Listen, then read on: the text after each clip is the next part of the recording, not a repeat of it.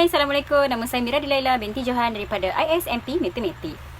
Kali ini saya akan terangkan kepada anda apakah itu etika dan nilai-nilai peradaban. Mari kita kenal apakah itu etika terlebih dahulu. Etika merupakan salah satu cabang utama falsafah yang merangkumi kelakuan yang betul dan kehidupan yang baik. Liputan etika adalah lebih luas daripada menganalisis apa yang betul dan apa yang salah. Antara aspek utama etika ialah kehidupan yang baik, iaitu kehidupan yang bernilai atau memuaskan yang dianggap lebih penting daripada tingkah laku moral oleh banyak ahli falsafah. Etika berkaitan dengan konsep moral seperti kebaikan, kejahatan, benar, salah, kewajipan, tanggungjawab dan keadilan. Etika adalah teori tentang tingkah laku yang betul dalam kehidupan yang baik. Contoh bagi etika ialah bicara dengan kata-kata yang sopan, jelas dan ramah, tidak membicarakan kejelikan atau kesalahan sesama manusia, mengucapkan salam dan meminta maaf ketika melakukan kesalahan. Adab adalah budi pekerti yang halus, tingkah laku dan budi bahasa yang baik. Dan mari pula kita kenali apakah itu peradaban. Peradaban adalah keadaan masyarakat manusia yang dicirikan oleh taraf kemajuan kebendaan serta perkembangan pemikiran, sosial, budaya, politik dan lain-lain. Negara dan penduduknya yang telah mencapai taraf kemajuan kebendaan serta perkembangan pemikiran, budaya, cara hidup orang-orang di negara, kawasan atau sesuatu zaman. Dan keadaan pemikiran, budaya dan moral yang halus. Nilai-nilai peradaban perlu kita terapkan untuk kesejahteraan hidup. Antara contoh-contoh nilai peradaban antaranya ialah ketaatan kepada sultan dan menghormati pemimpin, kepatuhan kepada undang-undang dan adat, mendahului yang tua, saling menghormati orang lain, meraihkan tetamu, bertimbang rasa, bersopan santun, bergotong royong dan bekerja bersungguh-sungguh. Hai, Assalamualaikum. Antara kebaikan etika dan peradaban ialah untuk melahirkan pelajar yang mampu menjadi ejen perubahan kepada masyarakat untuk membina sebuah masyarakat yang beretika dan peradaban dari segi rohani, emosi, jasmani dan intelektual. Setengah universiti di Malaysia, kursus etika dan peradaban diperkenalkan kepada para pelajar untuk menunjukkan nilai yang baik dan positif kepada pelajar. Apabila pelajar mempelajari kursus etika dan peradaban, mereka dapat mengenal pasti antara nilai-nilai baik dan nilai-nilai yang buruk dalam pelbagai konteks etika dan peradaban. Pelajar juga akan mempunyai kesedaran dalaman untuk memahami, menghayati dan mengamalkan nilai-nilai baik yang terdapat dalam etika, sekaligus menjadi warga negara yang terdidik dan bertanggungjawab. Akhir sekali, pelajar juga mampu menjadi peneraju utama ke arah hubungan yang positif dan berkekalan sesama manusia, alam sekitar dan juga pencipta. Baiklah, saya akan menjelaskan kesan-kesan penerapan etika dan peradaban dalam budaya dan komunikasi kontemporari terhadap penapisan dalam kebebasan bersuara. Kesan penerapan etika dan peradaban dalam budaya dan komunikasi kontemporari yang pertama ialah dapat menjamin keharmonian dan keamanan negara. Penerapan etika dan peradaban ini dapat memberi ruang kepada dialog yang sihat supaya prasangka dapat dikurangkan dan semangat perpaduan serta kebersamaan dalam kalangan rakyat Malaysia dapat dipupuk. Selain itu, kesan yang kedua ialah adat resam dan kepercayaan pelbagai kaum perlulah dihormati untuk mengekalkan kestabilan dan keselamatan negara.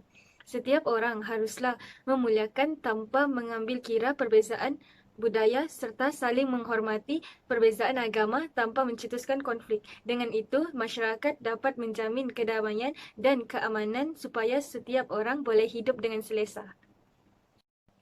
Seterusnya, kesan yang ketiga ialah dapat memberi peluang kepada semua warga untuk mengemukakan idea atau pendapat. Hal ini demikian kerana setiap orang mempunyai pendapat atau idea masing-masing yang berlainan dengan orang lain. Walau bagaimanapun, pendapat atau idea itu perlulah ditapis terlebih dahulu agar tidak mengundang sebarang prasangka atau isu yang dapat mencetuskan konflik. Akhir sekali, kesan penerapan etika dan peradaban dalam budaya dan komunikasi kontemporari yang terakhir ialah dapat menjaga isu sensitiviti sesama kaum. Isu sensitif ini selalunya menyentuh soal perbezaan kefahaman mengenai agama, budaya dan juga kaum. Justeru, perbezaan dan kepelbagaian ini seharusnya ditangani dan diuruskan sebaik mungkin untuk mengelakkan tercetusnya sebarang perkara yang tidak diingini berlaku.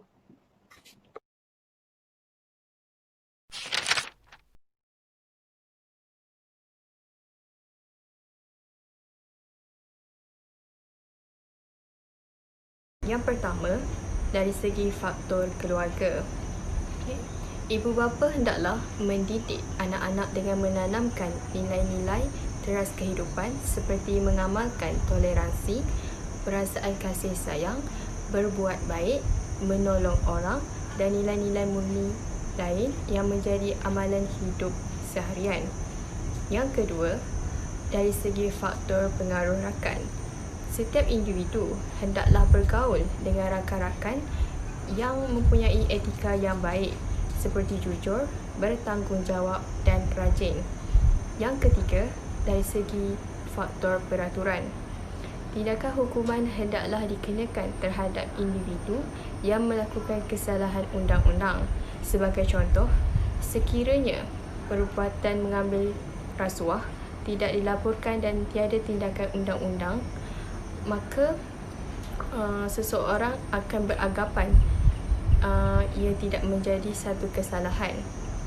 Walau bagaimanapun, apabila seseorang tertangkap dan hukuman dikenakan kerana rasuah, maka beliau akan sedar bahawa mengambil rasuah adalah menyalahi undang-undang. Kepentingan penerapan etika dan peradaban dalam budaya dan komunikasi kontemporari boleh dibahagikan kepada tiga, iaitu individu, keluarga dan masyarakat. Antara kepentingan etika dan peradaban kepada individu ialah dapat dijadikan sebagai panduan hidup seseorang. Hal ini demikian kerana seseorang individu itu perlu mempunyai panduan hidup dalam mengatur hidup mereka supaya tidak terpesong dari landasan sebenar. Kepentingan etika dan peradaban terhadap keluarga pula ialah dapat mengeratkan hubungan dan kemesraan antara ahli keluarga. Hal ini demikian kerana jika setiap ahli keluarga mengamalkan nilai-nilai moral dan etika yang baik, ia secara tidak langsung dapat mengeratkan hubungan silaturahim antara ahli keluarga. Antara nilai-nilai yang patut diamalkan oleh setiap ahli keluarga ialah hormat menghormati, tolong-menolong, kasih sayang, kebersihan dan lain-lain lagi. Akhir sekali, kepentingan etika dan peradaban terhadap masyarakat pula ialah membolehkan peradaban manusia berkekalan. Jika sesebuah masyarakat mengamalkan nilai baik, masyarakat tersebut mampu hidup harmoni dan berkembang maju. Di awal video tadi, Saudari Mira telah menerangkan apa itu definisi nilai, etika dan peradaban. Secara umumnya dapat kita katakan bahawa etika dan peradaban adalah perkara ataupun tingkah laku serta perbuatan baik yang dilakukan sesama manusia. Seterusnya, kebaikan telah diterangkan oleh Saudari Aida. Saudari Aida telah menerangkan 3 kebaikan yang diperoleh. Pertama adalah murid akan menjadi ejen perubahan dalam kalangan masyarakat. Yang kedua, ia membantu masyarakat untuk membezakan manakah yang baik dan manakah yang buruk. Dan yang ketiga, nilai etika dan peradaban akan membantu masyarakat untuk menjadi warga negara yang lebih baik dan semangat patriotik yang tinggi. Yang seterusnya adalah kesan etika dan peradaban terhadap budaya dan komunikasi. Saudari wanita telah mengeluarkan 3 poin utama untuk kesan. Yang pertama adalah hormat menghormati, yang kedua adalah menjaga sensitiviti dan yang ketiga adalah peluang. Poin 1 dan poin 2 berkait rapat dengan rakyat Malaysia sebab rakyat Malaysia terdiri daripada pelbagai agama, budaya dan bangsa, dan sebagai rakyat Malaysia yang baik, kita hendaklah menghormati dan menjaga sensitiviti sesama kita daripada segi agama, kebudayaan, kepercayaan dan juga adat resam. Bercakap mengenai peluang dan mengeluarkan pendapat, kita sebagai masyarakat yang beretika dan mempunyai adab sopan yang sangat tinggi hendaklah menghormati dan memberikan ruang serta peluang untuk orang lain memberikan pendapat mereka, tidak kira sama ada berkomunikasi secara maya ataupun bersemuka. Hal ini dapat memberikan Hal ini dapat membantu kita untuk menerima dan membuka minda kita untuk menerima pelbagai pendapat. Jadi Zulaiha telah memecahkan kepada 3 kelompok kepentingan. Yang pertama, kepentingan kepada individu, yang kedua, kepentingan kepada keluarga, dan yang ketiga adalah kepentingan kepada masyarakat.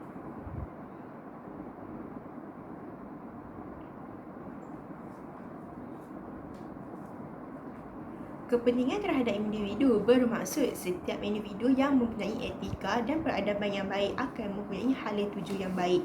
Yang kedua adalah keluarga. Sekiranya keluarga tersebut mempunyai nilai etika dan peradaban yang bagus, hubungan kekeluargaan mereka akan bertambah rapat. Yang kedua adalah keluarga. Sekiranya sesebuah keluarga tersebut mempunyai nilai etika dan peradaban yang baik, hubungan kekeluargaan di antara mereka juga akan semakin rapat. Dan yang ketiga adalah masyarakat.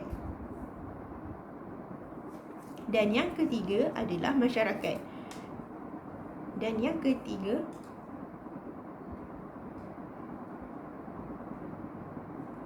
ketiga adalah masyarakat. Etika dan peradaban membantu masyarakat untuk membina perpaduan yang lebih utuh.